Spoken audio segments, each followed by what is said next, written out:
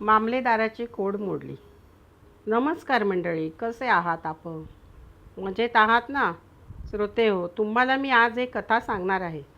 चला तर मग आपण कथा जाणून घेऊयात. अक्कलकोटजवळ केसी नावाचे एक गाव होते.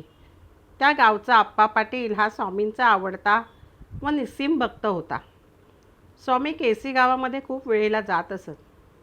गावात एक मारुतीचे देऊळ पण होते. त्या देवळात स्वामींचा मुक्काम असे. एक दिवस स्वामी आप्पा पाटलाला भेटण्यासाठी म्हणून केसीला गेले आणि मारुतीच्या देवळात आले.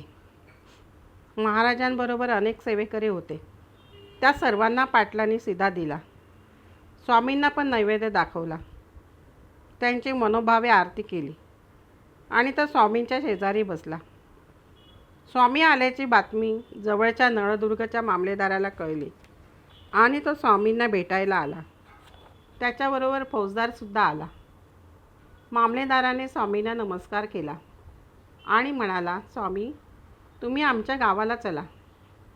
स्वामी त्याला म्हणाले की लहान घोडा घेऊन ये, म्हणजे मी येतो. मामलेदार हा वृत्तीने अहंकारी होता. स्वामींना खरे तर म्हणावायचे होते की अहंकार कमी झाला म्हणजे आम्ही येऊ. मामलेदाराला स्वामींच्या बोलण्याचा अर्थच कळला नाही. मामलेदाराचा घोडा मोठा होता म्हणून त्याने फौजदाराला सांगितले की दुसरा लहान घोडा घेऊन ताबडतोब ये.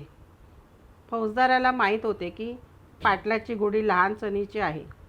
त्याने पाटलाच्या घरी जाऊन लहान घोडीला आणले व तिच्यावर खोगीर घालून स्वामींच्या समोर उभी केली. पाटील फौजदाराला म्हणला, माझी घोडी कशाला देतोस? मी तुला एक सोडून 4 घोडे आणून देतो. फौजदाराला राग आला.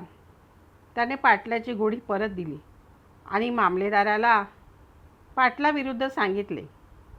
मामलेदार चिडला. तो पाटलाला म्हणाला, तुला मस्ती आली काय? थांब, तुझी कोडच मोडतो. तुझ्या पायात 8 दिवसात बेड्या घालून खेचत आणतो. पाटलाला वाईट वाटले. त्याची काहीच चूक नव्हती. पाटलाने स्वामींना सारा वृत्तांत सांगितला. स्वामींना मामलेदाराचा भयंकर राग आला.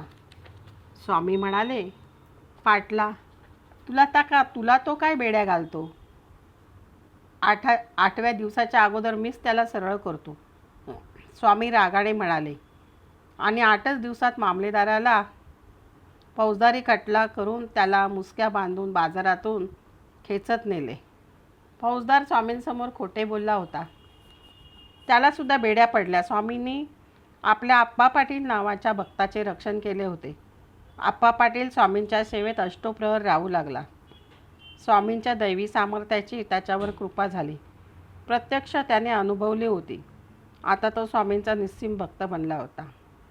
श्रोतेहो, तुम्हाला कथा कशी वाटली? आवडली का? कथेला लाईक व सबस्क्राईब करा ही नम्र विनंती व कमेंटमध्ये जरूर सांगा. श्री स्वामी समर्थ.